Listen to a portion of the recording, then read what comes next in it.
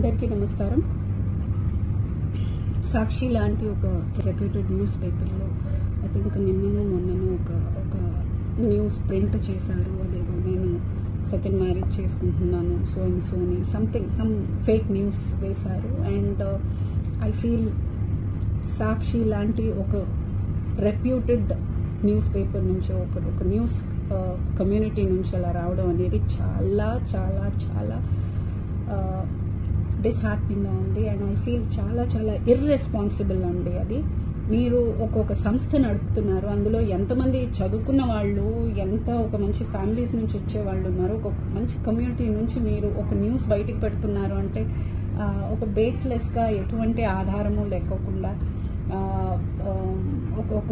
ఒక artist just because I'm an actress మీరు ఏదైనా చెప్పేసి యూ కెన్ గెట్ అవే అనుకోవడం కరెక్ట్ కాదండి.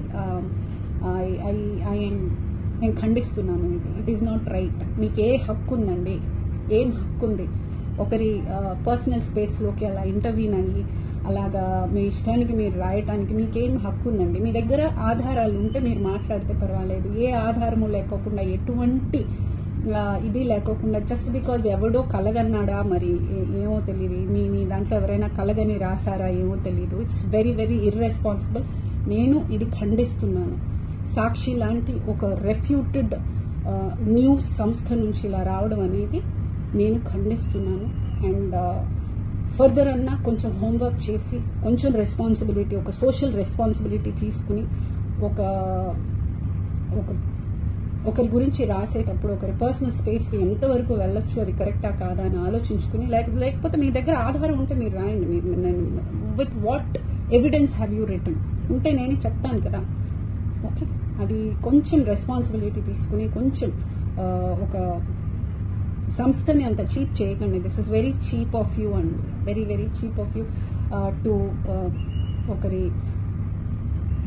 సెల్ఫ్ రెస్పెక్ట్ని మీరు అలా దిగజార్చడం అనేది నాకు నచ్చలేదు. అండ్ ఖండిస్తున్నాను. Please take the responsibility. And hereafter I would like you all to have little more responsibility before doing anything. అది మీకు ఐ థింక్ ఎథిక్స్ ఉంటాయి కదా, ఏదో జర్నలిస్ట్ ఎథిక్స్ ఏదో ఉంటాయి జర్నలిజంలో. మనకి ఆధారం లేకుండా లేకపోతే మనకి బ్యాక్గ్రౌండ్ చెక్ లేకుండా మనం రాయకూడదు అనేది ఏదో ఉంటుంది. ఐ థింక్ మీరు అది చేయడం కరెక్ట్ అనుకుంటాను. Please do your homework first. Very very unprofessional, very very unethical, very very irresponsible. Hereafter, please, I would like not to repeat such mistakes from a big concern like you. Thank you so much.